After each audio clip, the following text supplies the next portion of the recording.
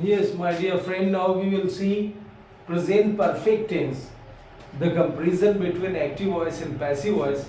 We can see how we use them in active and passive both. And we will try to understand, because active is in which subject is important, in passive in which object is most important. यह हम देखेंगे, जैसे active में है have you read the book, क्या आप किताब पढ़ चुके हैं? तो क्या have you read the book, क्या आप किताब पढ़ चुके हैं? Yes, I have read the book.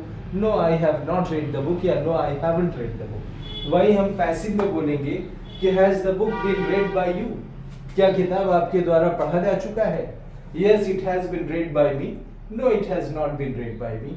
यह हम पैसिव में बुक के लिए बोलेंगे has the book been read by you, has the book been read by you.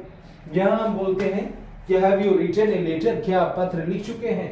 तो यहाँ बोलेंगे कि has the letter been written by you. अगर आंसर में बोल रहे हैं कि have you written a letter, yes I have written a letter, no I haven't written a letter.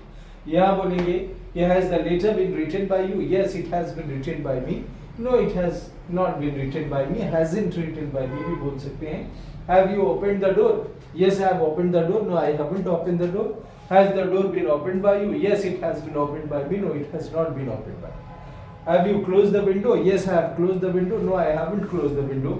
यहाँ बोलेंगे कि has the window been closed by you, yes it has been closed by me, no it has not been closed by me. यहाँ have you taken tea, yes I have taken tea, no I haven't taken tea. यहाँ has the tea been taken by you, yes it has been taken by me, no it hasn't been taken by me.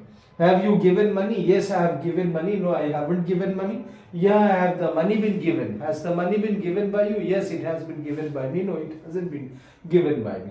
Yeah, have you eaten mango, yes I have eaten mango, no I haven't eaten mango. यहाँ पे है has the mango been eaten by you, yes it has been eaten by me, no it has not been. It का प्रयोग हम noun के स्थान पे कर दिए.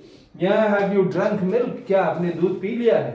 और यहाँ कहेंगे कि has the milk been drunk by you. यहाँ have you drunk milk, yes I have drunk milk, हाँ मैंने दूध पी लिया. No I haven't drunk milk, नहीं मैंने दूध नहीं पिया है. यहाँ बोलेंगे कि has the milk been drunk by you, yes it has been drunk by me. अब by me by you बोले नहीं बोले, लेकिन ये has the milk been drunk, क्या दूध पिया जा चुका है? तो इसलिए इसमें इम्पोर्टेंस है. And my dear friend, you will, आप इसको प्रैक्टिस करेंगे and you will like to share and comment also on this as much as possible.